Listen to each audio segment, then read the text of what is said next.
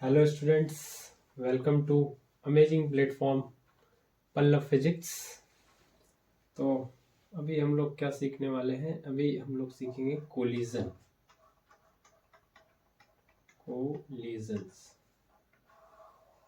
ठीक है, आज का ये टॉपिक है हमारा कोलिजन्स। तो आपने बहुत तरह के कोलिजन्स ऑलरेडी देखे होंगे और शायद वो गेम्स भी खेला होगा, जैसे मार्बल्स, कंचे, है ना, कंचे।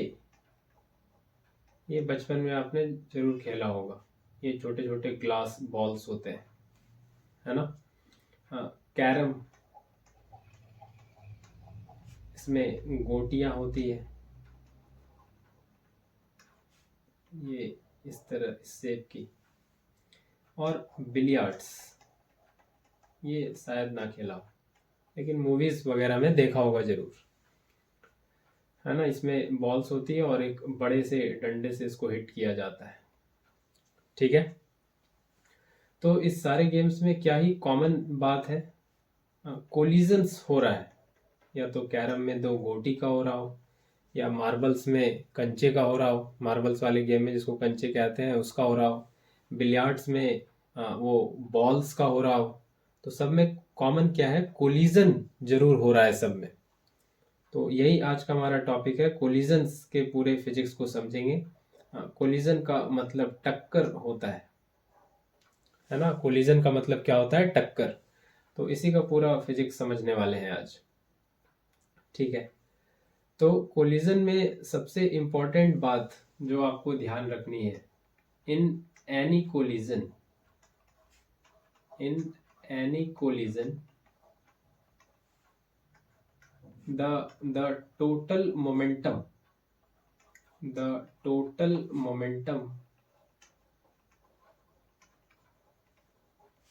रिमेन्स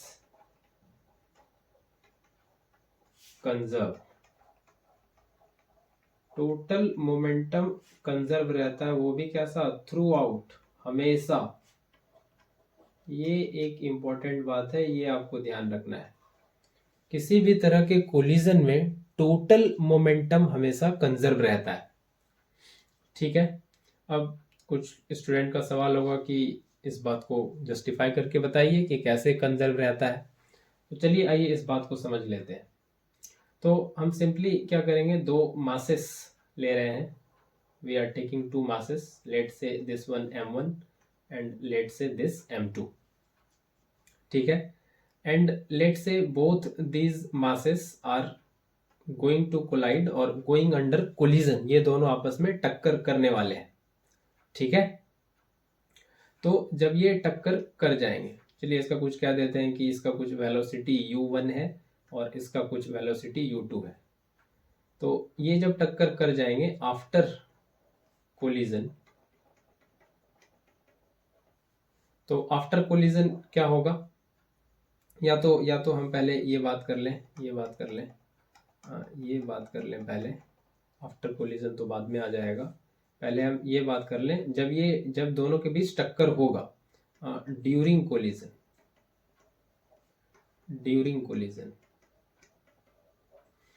क्या होगा ड्यूरिंग कोलिजन? तो ये m1 ये m2 को टक्कर मारेगा इस तरह से, या m2 m1 को टक्कर मारेगा। तो ड्यूरिंग कोलिजन क्या हो रहा होगा? ये m1 क्या करेगा? इस m2 पे फोर्स लगाएगा। तो इसको क्या देते हैं? Force on 2 due to 1। और उसी टाइम m2 भी क्या करेगा? m2 m1 पे फोर्स लगाएगा, और वो क्या होगा? फोर्स किस पे लग रहा है? 1 पे। तो 1 किसके द्वारा लग रहा है? 2 के द्वारा। तो ये F12 ऐसा होगा। और ये जो कोलिजन का टाइम है ये काफी स्मॉल है ना। कोलिजन टाइम, जितने टाइम के लिए कोलिजन हो रहा है, कोलिजन टाइम, इसको क्या देते हैं? Delta T. तो ये फोर्स जो m1 m2 पे लगाने वाला है F21, या m2 m1 पे लगाने वाला है F12, 1 पे लग रहा है 2 की वजह से।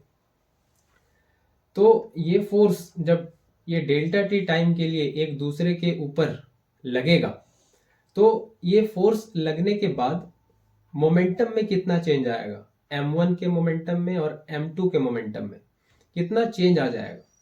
तो ऐसे कह सकते हैं कि ये जो फोर्स है ये डेल्टा टी टाइम के लिए लग रहा है, बहुत छोटे टाइम के लिए नहीं। तो फोर्स जो बहुत छोटे टाइम के लग रहा हो तो उसको कहते हैं इम्पल्सिव फोर्स। उसको क्या बोला जाता है, इम्पल्सिव फोर्स, है ना। क्या बोलते हैं उसको, इम्पल्सिव फोर्स। और ये क्या होता है, ये होता है force into delta T, force acting for short duration of time, इसको कहते हैं इम्पल्सिव फोर्स। और यही हमारा हो जाता है चेंज इन मोमेंटम के बराबर, चेंज इन मोमेंटम के बराबर। ये न्यूटन सेकेंड लॉ से आप लोगों ने पढ़ रखा होगा, बिल्कुल। ये हो जाता है चेंज इन मोमेंटम के बराबर। तो अगर हम यहां से लिखना चाहें कि पहले बॉडी का मोमेंटम कितना चेंज हुआ, तो डेल्टा P1 पहले बॉडी के मोमेंटम में कितना चेंज आया, तो इसको लिखेंगे m1 m1 नहीं, इसको हम लोग फोर्स और टाइम के टर्म्स में लिख रहे हैं। तो ये है F, पहले के बॉडी के मोमेंटम में चेंज देख रहे हैं तो पहले पे कितना फोर्स लगा दूसरे के द्वारा और कितने टाइम में लगा, डेल्टा टी। उसी तरह से दूसरे बॉडी के मोमेंटम में चेंज देखें तो ये कितना हो जाएगा, दूसरे बॉडी पे कितना फोर्स लगा पहले के द्वारा और ये डेल्टा टी। ठीक है, ये इक्वेशन 1 कह सकते हैं इसको, और इसको इक्वेशन 2, है ना। अब from Newton third law, from Newton third law क्या होता है, ये होता है F12 माइनस ऑफ F21, बिल्कुल होगा। To every action there is an equal and opposite reaction. m1 जिधर फोर्स लगाएगा m2 उसके अपोजिट डायरेक्शन में फोर्स लगाएगा सेम मैग्नीट्यूड का, तो ये नेगेटिव साइन उसी को दिखा रहा है। तो इस वजह से इक्वेशन थर्ड को ध्यान में रखते हुए और 1 2 3 तीनों से क्या आ जाएगा, ये आ जाएगा change in momentum of the body 1। तो यहाँ पे रख सकते हैं माइनस F12, तो ये क्या हो जाएगा माइनस डेल्टा P2, और इसको फाइनली लिखें delta P1 plus delta P2 equal to 0। तो चेंज इन मोमेंटम 0 आ रहा है। बॉडीज में जो कोलाइडिंग बॉडीज है उसके मोमेंटम में चेंज कितना आ रहा है, 0। तो किसी भी फिजिकल क्वांटिटी के चेंज में अगर 0 वैल्यू आ जाए तो इसका मतलब क्या होता है, it means momentum remains conserve या कांस्टेंट। जो इनिशियल था वही फाइनल रह गया, तभी तो 0 आ रहा है कि नहीं। It means momentum remains conserve. ठीक है, तो ये जो कोलिजन के लिए ये अभी कंडीशन लिखे यहाँ कि total momentum remains conserve through out, तो कोलिजन के पहले या कोलिजन के बाद या ड्यूरिंग कोलिजन कभी भी मोमेंटम क्या रहता है, मोमेंटम रहता है कंजर्व, मोमेंटम रहता है कांस्टेंट। ये पहली बात आई होप 100% आपको समझ आई होगी। ठीक है, आगे बढ़ते हैं, दूसरे पॉइंट पे आते हैं और क्या जरूरी है कोलिजन के लिए। तो पहला पॉइंट क्या था, टोटल मोमेंटम कंजर्व रहना चाहिए। दूसरे पॉइंट पे आते हैं, total kinetic energy. Total kinetic energy ये इज नॉट नेसेसरली कंजर्व्ड। और यहीं से अभी फिर आएगा कोलिजन का type, elastic, non in elastic, perfectly elastic, perfectly in elastic.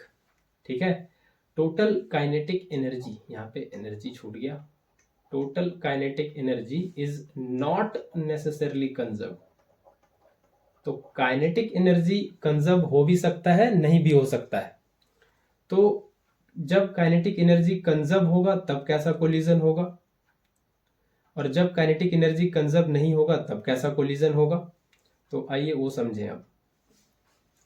तो कहें कि इनिशियल काइनेटिक एनर्जी इनिशियल मतलब बिफोर कोलिजन, अगर ये वही वैल्यू आ जाए काइनेटिक एनर्जी आफ्टर कोलिजन, है ना, इनिशियल एंड आफ्टर, ठीक है, इनिशियल और फाइनल लिखे, final final final, initial and final. तो इनिशियल काइनेटिक एनर्जी अगर ये काइनेटिक एनर्जी फाइनल के बराबर आ जाए तो कैसा कोलिजन कहेंगे इसको, इसको कहेंगे इलास्टिक कोलिजन। और वो पहला कंडीशन तो रहेगा ही हमेशा, वो किसी भी तरह के कोलिजन के लिए सही है, मोमेंटम हमेशा कंजर्व होगा लेकिन काइनेटिक एनर्जी कंजर्व नहीं होता है।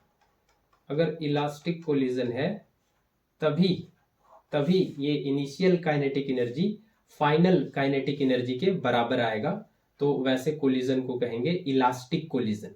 तो इलास्टिक कोलिजन क्या हुआ, वैसा कोलिजन जिसमें मोमेंटम कंजर्व तो रहेगा और initial kinetic energy final kinetic energy के बराबर होगा। ये कैसा कोलिजन हो गया, इलास्टिक कोलिजन। ठीक है, ये समझ में आया, इलास्टिक कोलिजन। ठीक है, अगर अगर काइनेटिक एनर्जी इनिशियल ये बराबर नहीं है फाइनल काइनेटिक एनर्जी के, तो फिर इसको कैसा कोलिजन कहेंगे, इसको कहेंगे in elastic collision, in elastic collision. ठीक है, ये कैसा कोलिजन कहलाएगा, इन इलास्टिक कोलिजन। ठीक, तो इन इलास्टिक कोलिजन में क्या होता है, इन इलास्टिक कोलिजन में ये इनिशियल काइनेटिक एनर्जी फाइनल के बराबर तो है नहीं, तो इसमें क्या होता है कि इनिशियल काइनेटिक एनर्जी से थोड़ा काइनेटिक एनर्जी लॉस हो जाता है। तो यहाँ पे लॉस होता है थोड़ा एनर्जी का in the form of heat and sound हो सकता है कि नहीं। जब कोई दो बॉडीज टकराएगा तो हो सकता है आवाज थोड़ा प्रोड्यूस हो, थोड़ा हीट एनर्जी प्रोड्यूस हो, तो थोड़ा काइनेटिक एनर्जी का लॉस हो जाता है। तो इनइलास्टिक कोलिजन के केस में हमेशा ये सिनेरियो रहेगा कि इनिशियल वाला काइनेटिक एनर्जी ये ज्यादा होगा फाइनल काइनेटिक एनर्जी से। डेफिनेटली होगा क्योंकि कुछ एनर्जी का लॉस हो गया है, तो बराबर नहीं है, तो पहले वाला बड़ा था, बाद वाला अब कम हो गया। ठीक है, इनइलास्टिक कोलिजन समझ में आया, इतनी बात यहां तक समझ में आई। ठीक है, आगे या ये पे हम लोग बात कर लें completely inelastic collision, completely inelastic collision या परफेक्टली इनइलास्टिक कोलिजन कह सकते हैं, इसको ज्यादा बेहतर होगा, परफेक्ट या ideal inelastic collision, ideal inelastic collision. इसकी क्या स्पेशलिटी है, ये जो फाइनल काइनेटिक एनर्जी है ये नियरली इक्वल्स टू जीरो हो जाएगा आइडियल इनइलास्टिक कोलिजन में, है ना। ये फाइनल काइनेटिक एनर्जी नियरली हो जाएगा जीरो। और इसमें ये बात होगी कि अच्छा, इसको आगे लिख देते हैं सेकेंड पेज पे, नेक्स्ट स्लाइड में। ठीक है, ये फाइनल काइनेटिक एनर्जी लगभग जीरो हो जाएगा आइडियल इनइलास्टिक कोलिजन में।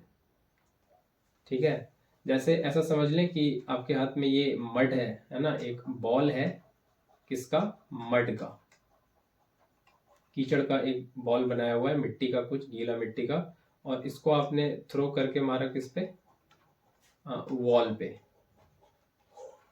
तो क्या होगा, वॉल के सरफेस पे ये मड का जो बॉल है वो ऐसे करके चिपक जाएगा, नहीं ये रुक जाएगा, यहीं पे चिपका रह जाएगा। तो फाइनल काइनेटिक एनर्जी क्या हो गया, लगभग जीरो हो गया इसका, नहीं ये फाइनल काइनेटिक एनर्जी लगभग क्या हो गया, जीरो।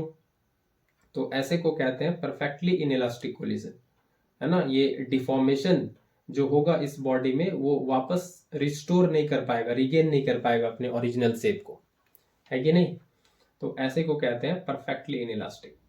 तो इनइलास्टिक कोलिजन में होता क्या है, इनइलास्टिक कोलिजन में, तो इनइलास्टिक कोलिजन में क्या होता है कि ये ऐसा कोलिजन है, collision in which two bodies या two particles move together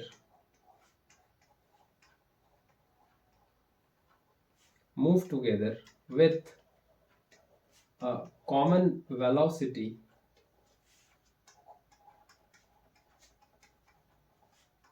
after with a common velocity after collision.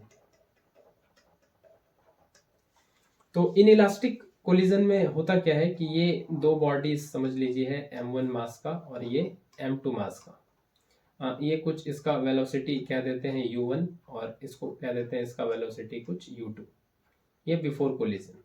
तो आफ्टर कोलिजन ये होता क्या है, आफ्टर कोलिजन ये दोनों बॉडी ये एक साथ ऐसे चिपक जाती है और ये एज अ होल एक सिस्टम बनके ये एक वेलोसिटी से फिर आगे चलती है, उसको क्या देते हैं v। ये कुछ कॉमन वेलोसिटी से आगे चलती है।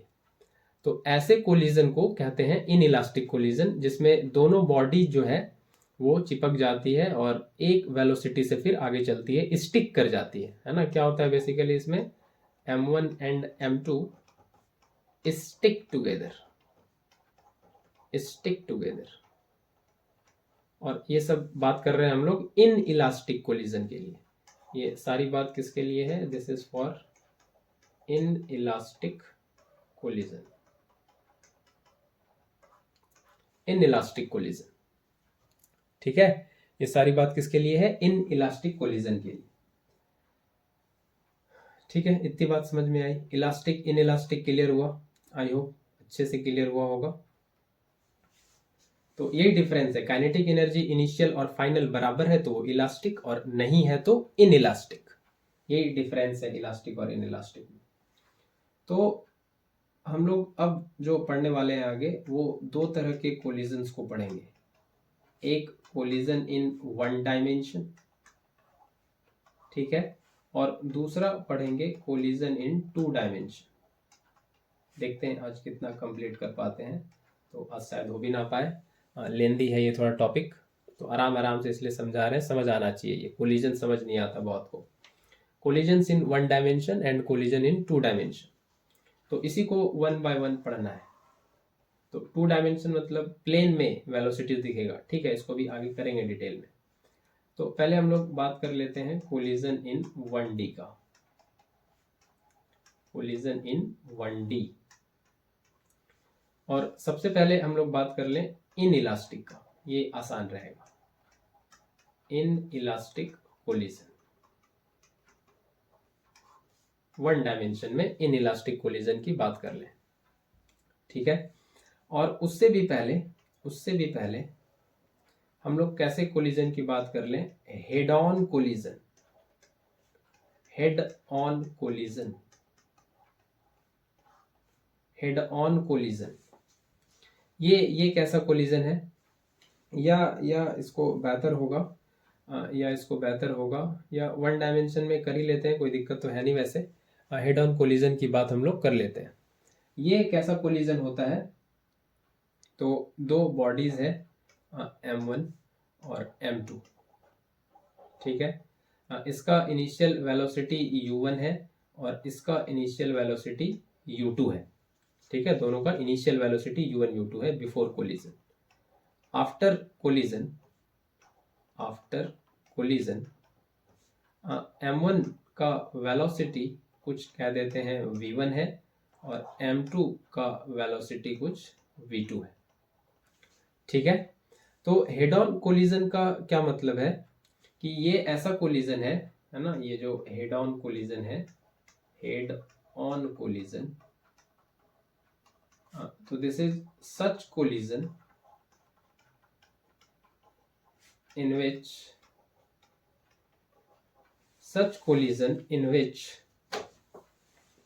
initial ठीक है initial and final velocity of colliding bodies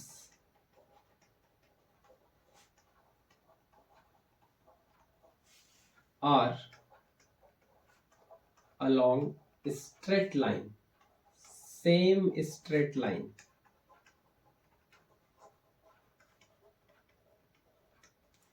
तो ये कैसा कोलिजन है कि यहाँ पे जैसे फिगर में दिख रहा है आपको कि u1 ये इनिशियल वेलोसिटी m1 का, u2 ये इनिशियल वेलोसिटी m2 का, ये v1 initial velocity, sorry final velocity m1 का, और m2 का फाइनल वेलोसिटी u2। तो फाइनल वेलोसिटी दोनों बॉडी का उसी लाइन में है, उसी डायरेक्शन में है जिधर इनिशियल वेलोसिटी दोनों का था, है ना। तो ये लिखा हुआ है कि वैसा कोलिजन जिसका इनिशियल और फाइनल वेलोसिटी एक सेम स्ट्रेट लाइन में हो, इस बात को अंडरलाइन कीजिए बिल्कुल, कि ये वैसा कोलिजन है जिसमें इनिशियल और फाइनल वेलोसिटी, मतलब कोलिजन के पहले और कोलिजन के बाद जो वेलोसिटी है वो सेम स्ट्रेट लाइन में हो, बिल्कुल एक स्ट्रेट लाइन में होना चाहिए। ठीक है, किसमें होना चाहिए? स्ट्रेट लाइन में। इसको समझाने के लिए और बेटर हम एक लाइन और लिखना चाहेंगे, एक स्टेटमेंट और, direction of travel of body 1 must pass through center of body 2।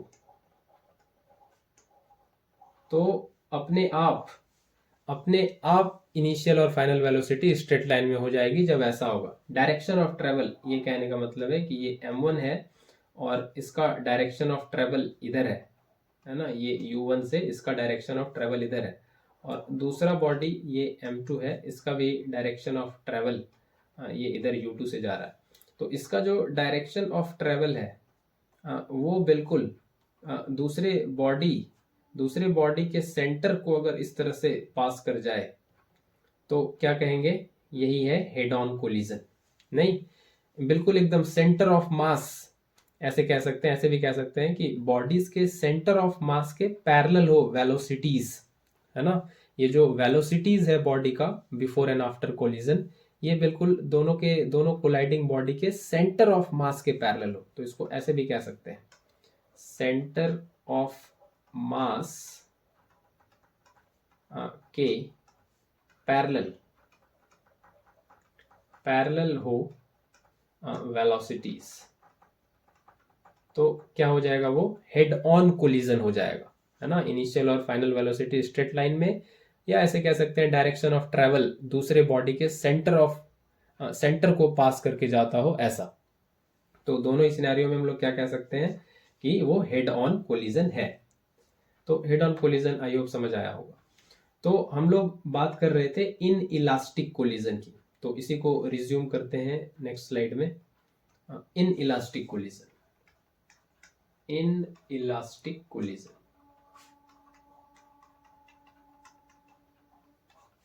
ठीक है।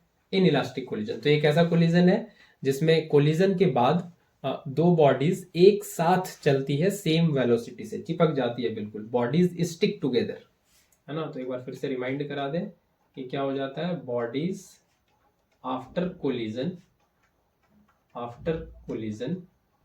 Stick together and move with common velocity.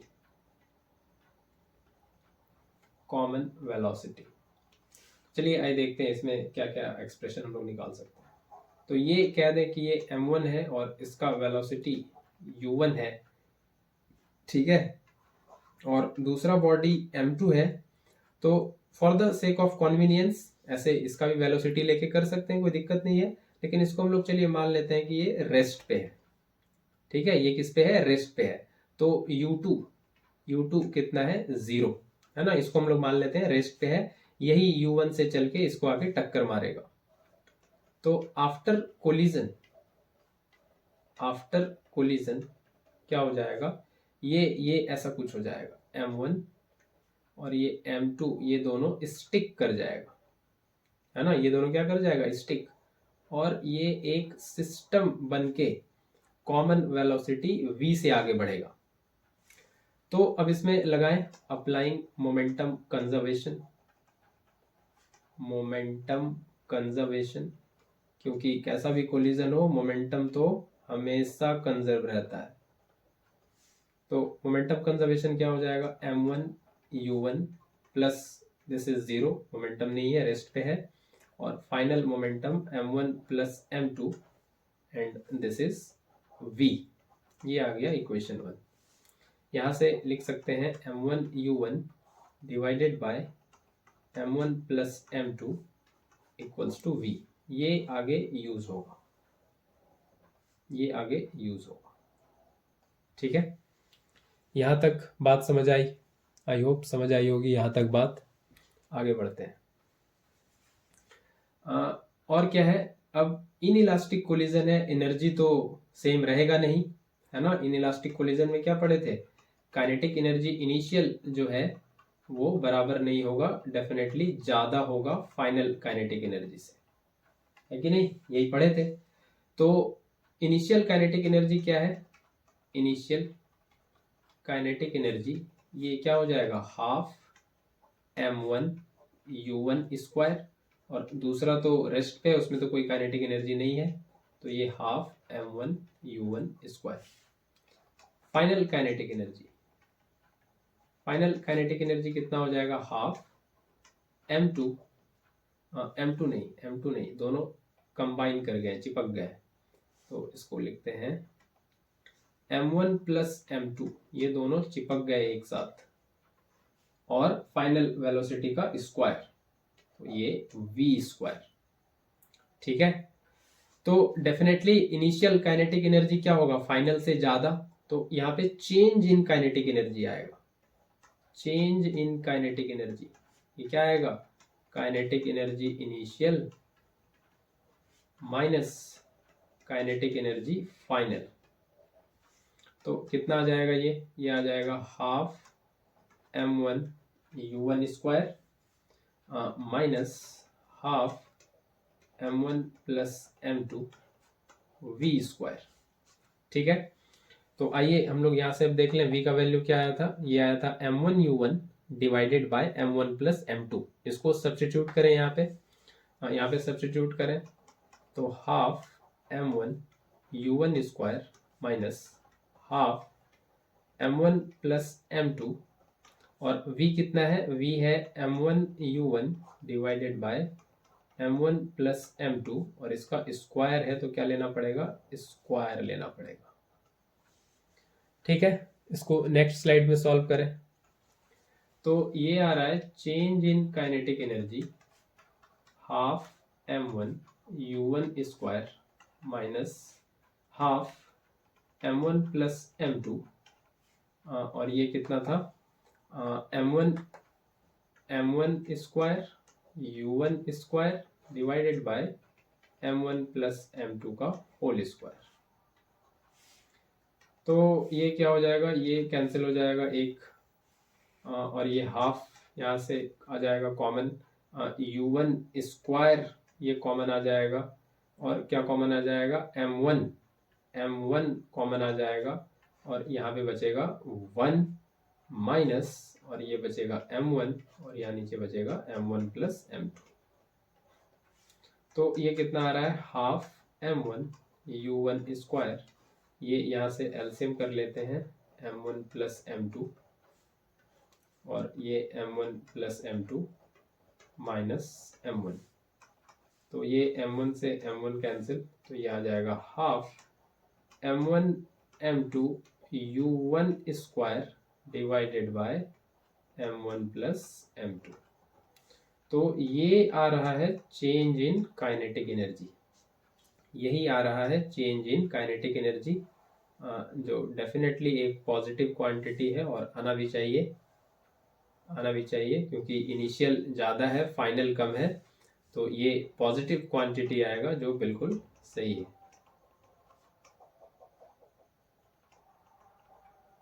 ठीक है, तो ये इन इलास्टिक कोलिजन में आ गया चेंज इन काइनेटिक एनर्जी। इतनी बात आपको 100% समझ आई होगी। ठीक है, तो आगे इलास्टिक कोलिजन हम कर तो सकते हैं, आइए कर ही लेते हैं। इलास्टिक कोलिजन, तो ये कैसा कोलिजन है, ये कोलिजन ऐसा है कि इसमें इनिशियल काइनेटिक एनर्जी और फाइनल काइनेटिक एनर्जी सेम होता है, और मोमेंटम तो कंजर्व होता ही है। तो फिर से m1 और उसी तरह से दूसरा बॉडी m2 इसको फिर से रेस्ट पे ले रहे हैं और इसका इनिशियल वेलोसिटी u1 है और ये आफ्टर कोलिजन, इस बारी बॉडी स्टिक नहीं करेगी, इलास्टिक है ये, तो ये क्या हो जाएगा, ये हो जाएगा m1 और इसमें कुछ वेलोसिटी आ जाएगा, इसको v1 कह देते हैं, और दूसरे वाले में m2 में इसमें कुछ वेलोसिटी आ जाएगा, इसको v2 कह देते हैं। ठीक है, तो मोमेंटम कंजर्वेशन लगाएं, मोमेंटम कंजर्वेशन, तो फटाफट से करेंगे इसको। मोमेंटम कंजर्वेशन क्या होगा, m1 u1 और ये तो 0 है और m1 v1 plus m2 v2, तो ये क्या आया, m1 u1 equals to m1 v1 plus m2 v2। तो यहाँ से लिख सकते हैं m1 u1 minus m1 v1 equals to m2 v2, और ये m1 कॉमन करके आ जाएगा u1 minus v1 equals to m2 v2।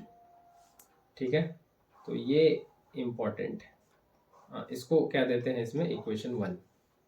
आगे बढ़े, energy conservation, applying energy conservation, क्योंकि काइनेटिक एनर्जी कंजर्वेशन, क्योंकि क्या है ये इलास्टिक कोलिजन है, ये क्या है, इलास्टिक कोलिजन है, तो जो इनिशियल काइनेटिक एनर्जी है उसको क्या होना पड़ेगा, बराबर होना पड़ेगा फाइनल काइनेटिक एनर्जी के, तो ये हो जाएगा हाफ m1 u1 स्क्वायर और ये तो रेस्ट पे है, half m1 v1 square plus half m2 v2 square, तो हाफ हाफ कैंसिल हो जाएगा, तो ये बचेगा m1 u1 स्क्वायर और इसको इधर लेते आए m1 v1 square equals to m2 v2 square, तो ये यहाँ से m1 कॉमन हो जाएगा, तो ये u1 square minus v1 square equals to m2 v2 का स्क्वायर, और इसको a square minus v square में ब्रेक कर लें तो ये आ जाएगा m2 v2 का स्क्वायर, इसको क्या देते हैं इक्वेशन 2। तो अब फर्स्ट इक्वेशन से फटाफट देखिए कि m1 u1 माइनस v1 का वैल्यू क्या है, m2 v2, तो इसको यूज करें, यहाँ पे इसकी जगह रखें m2 v2 इक्वेशन 1 से, और ये कितना है u1 प्लस v1 और ये आ गया m2 v2 का स्क्वायर, तो ये m2 कैंसिल हो जाएगा, m2 कैंसिल हो जाएगा, v2 कैंसिल हो जाएगा, v2 कैंसिल हो जाएगा, तो u1 plus v1 equal to v2 आ रहा है, तो v2 कितना आ रहा है, v2 ही था, हाँ, ये u1 प्लस v1 ये आ रहा है, ये आ रहा है v2 का वैल्यू। v2 क्या था, अगर रिकॉल करा दें, v2 है सेकेंड बॉडी का फाइनल वेलोसिटी आफ्टर कोलिजन, है ना, ये वेलोसिटी है of m2 mass after collision. ठीक है, ये वो वैल्यू है v2 आफ्टर कोलिजन, जो m2 का वेलोसिटी हो जाएगा वो है v1 plus sorry u1 plus v1। ठीक है, इतनी बात समझ में आई, यहाँ तक क्लियर है, बिल्कुल कोई डाउट नहीं है। तो आगे हम लोग अब देख लेते हैं, और यहीं से यहाँ से एक और इम्पोर्टेंट चीज़ देख लें कि ये u1, अब इसको ऐसे लिखें v2 minus v1 equals to u1, और इसको ऐसा लिख सकते हैं v2 minus v1 equals to u1, ठीक है, u1 माइनस 0। तो ये जो v2 माइनस v1 है, ये क्या हुआ, कोलिजन के बाद जो बॉडी टकराने के बाद जो जिस वेलोसिटी से वो दूर चली गई, सेपरेट हो गई, तो इसको कहते हैं relative velocity of separation, relative velocity of separation. और ये u1 माइनस 0 ये जो है इसको कहते हैं रिलेटिव वेलोसिटी ऑफ अप्रोच, किस वेलोसिटी से m1 m2 को अप्रोच कर रही, तो ये है रिलेटिव वेलोसिटी ऑफ अप्रोच। तो ये एक इम्पॉर्टेंट इंफॉर्मेशन है जो आपको ये ध्यान रखना है, इसको कहते हैं। तो हम लोग बेसिकली अभी इसको अगर इक्वेशन थर्ड कहते हैं तो हम लोग इसको यूज़ करेंगे अभी, है ना, हम लोग अभी इसको यूज़ करेंगे कुछ स्पेशल रिलेशन लाने के लिए, वेलोसिटीज़ का वैल्यू निकालने के लिए v2 और V2 और V1 का वैल्यू निकालने के लिए हम लोग यूज़ करेंगे। ठीक है, तो आइए इसको अब यूज़ करते हैं। तो ये जो इक्वेशन था मोमेंटम वाला, कहाँ गया? ये जो इक्वेशन है मोमेंटम वाला, ये अब यहाँ से हम V1 और V2 का वैल्यू निकाल सकते हैं। अगर हम V1 को रिप्लेस कर दें V2 वाले टर्म से तो वो V2 आ जाएगा, V2 को हटा दें V1 से तो V1 आ जाएगा। तो इस इक्वेशन को वापस से लिखेंगे और इसमें V1 V2 को सब्स्टिट्यूट करेंगे वन बाय वन। तो आइए लिखते हैं। ठीक है, तो ये था M1U1 equals to M1V1 plus M2V2। यही था बिल्कुल, यही था बिल्कुल। तो अब यहाँ से एक काम करते हैं कि ये जो V1 निकालना है, तो V1 का वैल्यू यहाँ से हम लोग लिख सकते हैं V2 माइनस U1। यहाँ से होगा कि नहीं, V2 माइनस U1 ये हो जाएगा V1 का वैल्यू। तो हम लोग यहाँ से V1 का वैल्यू यहाँ पे लिख सकते हैं यहाँ पे। तो M1U1, तो हम लोग क्या वैल्यू लिख सकते हैं? V1 का वैल्यू लिख सकते हैं V2 माइनस U1 और ये हो जाएगा M2V2। तो ये फटाफट से करें इसको, M1U1 M1V2 minus M1U1 plus M2V2। तो M1U1 इधर आ जाएगा और इधर हो जाएगा M1V2 प्लस M2V2। ये हो जाएगा 2M1U1 और ये M1 प्लस M2 ये आ जाएगा V2। तो ये हो जाएगा 2M1U1 divided by M1 plus M2, ये आ जाएगा V2 के बराबर। तो ये वैल्यू आप याद रख सकते हैं कि सेकेंड बॉडी का वेलोसिटी आफ्टर कोलिजन ये वैल्यू आता है। उसी तरह से हम यहाँ पे इस इक्वेशन में फिर से क्या करते हैं, इस बारी V1 का वैल्यू रखते हैं V2 के टर्म्स में। तो इसी इक्वेशन से ये तो V2 है ही, तो इसी को रख देते हैं ना, इसी को U1 प्लस V1 को रख देते हैं यहाँ पे इस इक्वेशन में। ठीक है, तो आइए नेक्स्ट पेज में फिर से। तो M1U1 equals to M1V1 plus M2V2। तो एक काम कर लेते हैं फिर से, क्या इस बार हमको क्या निकालना है? हम लोग क्या निकाल चुके हैं? V2 निकाल चुके हैं, V1 निकालते हैं।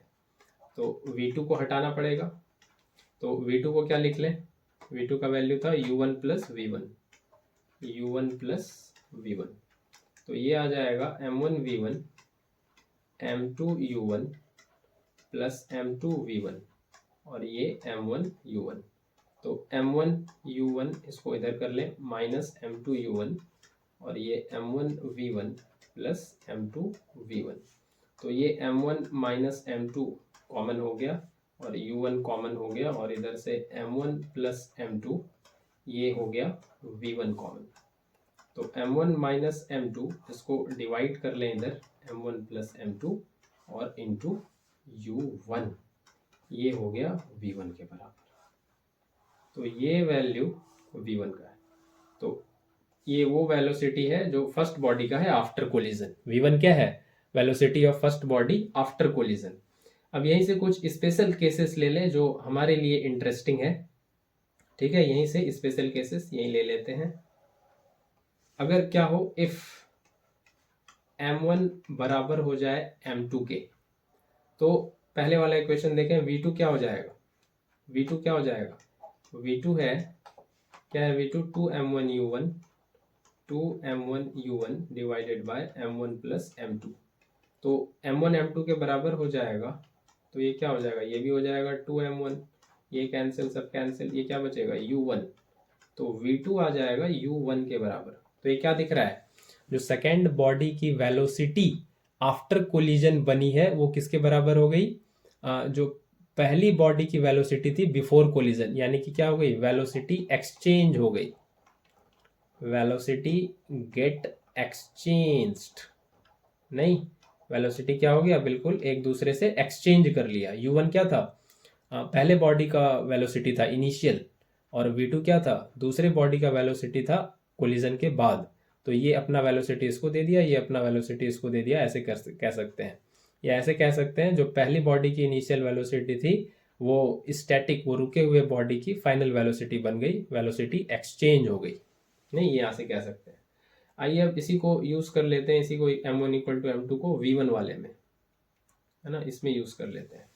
तो ये v1 कितना है, m1 minus m2 divided by m1 plus m2, और ये है u1। तो ये तो दिख रहा है, ये तो सीधा सीधा m1 m2 करेंगे इक्वल, तो ये तो ज़ीरो हो जाएगा, ये तो ज़ीरो हो जाएगा। इसका क्या मतलब हुआ, इसका मतलब हुआ जो फर्स्ट बॉडी थी m1 मास वाली विल कम एट रेस्ट, और वो अपना वेलोसिटी रुके हुए को दे दी है और वो चलने लगा और ये रुक गई। नहीं, यही मतलब हुआ इसका। दूसरा स्पेशल केस इसमें ये है कि m2 जो रुकी हुई है बॉडी है वो बहुत ज़्यादा हो जाए m1 से, तो उस केस में क्या होगा, ये पहले v1 समझ ले या पहले v2 ही समझ ले। हाँ, ये v2 क्या हो जाएगा, तो v2 है 2m1 u1 divided by m1 plus m2। तो m2 अगर बहुत ज़्यादा हो जाएगा m1 से, बहुत ज़्यादा, ये m1 से बहुत ज़्यादा हो जाएगा, तो v2 क्या हो जाएगा, ये नेग्लेक्ट कर सकते हैं इसको। m2 अगर बहुत ज़्यादा है तो m1 कैन बी नेग्लेक्टेड, तो ये डिनोमिनेटर फिर बचेगा, ये बहुत ज़्यादा है तो ये ऊपर रहेगा, ये नीचे बहुत बड़ा नंबर m2 बहुत ज़्यादा रहेगा, तो ये क्या कर देगा, इसको बहुत छोटा कर देगा, तो ये नियरली हो जाएगा जीरो, है ना। v2 क्या हो जाएगा, नियरली हो जाएगा जीरो। ठीक है, आगे v1 के बारे में देख लें। v1 क्या हो जाएगा, v1 कितना है, ये है m1 minus m2 divided by m1 plus m2 and this is u1, यही है बिल्कुल। तो m2 बहुत ज़्यादा हो जाएगा m1 से, बहुत ज़्यादा, तो ये m1 यहाँ पे ये नेग्लेक्ट होगा, यहाँ पे भी नेग्लेक्ट हो जाएगा, लेकिन फिर ये m2 कटेगा, लेकिन ये माइनस साइन रह जाएगा, तो v1 क्या हो जाएगा, माइनस u1 हो जाएगा, माइनस u1 हो जाएगा।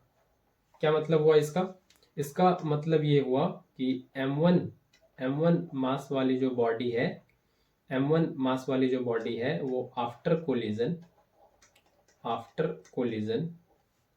विल रिवर्स इट्स डायरेक्शन, करेगा कि नहीं। ये u1 इनिशियल वेलोसिटी जिस डायरेक्शन में था उसके आगे ये माइनस साइन लग गया, मतलब अपना डायरेक्शन रिवर्स कर लेगा, विल रिवर्स इट्स डायरेक्शन, ये मतलब हुआ, ये मतलब हुआ इसका। और ये जो यहाँ पे है कि ये v2 नियरली जीरो हो जाएगा, मतलब ये किसका मास है, किसका वेलोसिटी है, m2, ये m2 का वेलोसिटी है, तो इसका मतलब क्या हुआ कि वो अनडिस्टर्ब्ड रह जाएगा, वहीं पे वहीं पड़ा रह जाएगा, उसको कुछ फर्क नहीं पड़ेगा, उससे टकराएगा और m1 वाला उल्टा जाने लगेगा वापस, जो यहाँ पे दिख भी रहा है ना, ये उल्टा जाने लगेगा पीछे की डायरेक्शन में। तो ये कुछ स्पेशल केसेस था जो मैंने आपको बताया, एक और चीज जाते जाते बता दूं मैं, कोएफिशिएंट ऑफ रेस्टिट्यूशन, इसको ई से दिखाते हैं, और ये रेशियो है क्या, ये है रिलेटिव वेलोसिटी ऑफ सेपरेशन, ये रेशियो होता है इसी का, to relative velocity of approach, ये इसका रेशियो होता है। ठीक है, तो ये कितना आया था, ये आया था हम लोग का v2 माइनस v1, और ये क्या आया था, ये आया था u1 माइनस जीरो, यही आया था रिलेटिव वेलोसिटी ऑफ सेपरेशन और रिलेटिव वेलोसिटी ऑफ अप्रोच, यही आया था, यही होता है कोफिशिएंट ऑफ रेस्टिट्यूशन। तो अब यहां से देखें, फॉर इन इलास्टिक कोलिजन, ये क्या होता है इन इलास्टिक कोलिजन में, आफ्टर कोलिजन बॉडी की दोनों की वेलोसिटी सेम हो जाती है, कॉमन वेलोसिटी v, तो ये माइनस है तो e क्या हो जाएगा, जीरो। तो इन इलास्टिक कोलिजन के लिए कोफिशिएंट ऑफ रेस्टिट्यूशन जीरो होता है। और इलास्टिक कोलिजन की बात करें तो इलास्टिक कोलिजन के केस में ये v2 माइनस v1 और ये u1 माइनस जीरो। तो इलास्टिक कोलिजन के केस में क्या आया था, ये आया था v2 equals to v1 plus u1 और v2 minus v1 equals to u1, मतलब ये दोनों बराबर ही है। तो ये दोनों कैंसिल होके 1 आ जाएगा। तो इलास्टिक कोलिजन के केस में ई का वैल्यू 1 होता है। लेकिन कोई भी कोलिजन, ये इलास्टिक इनलास्टिक तो बात ठीक है, लेकिन फॉर प्रैक्टिकल कोलिजन, जो रियल में कोलिजन होता है, उसके केस में ई का वैल्यू लाई करता है 0 से 1 के बीच, है ना। जो रियल में कोलिजन होता है, जो प्रैक्टिकल कोलिजन होता है, उसका वैल्यू, उसमें कोफिशिएंट ऑफ रेस्टिट्यूशन का वैल्यू 0 से 1 के बीच लाई करता है। ठीक है, तो मैंने बहुत डिटेल में बताने की कोशिश की आज। आई होप कुछ भी नहीं छूटा है। Thank you very much.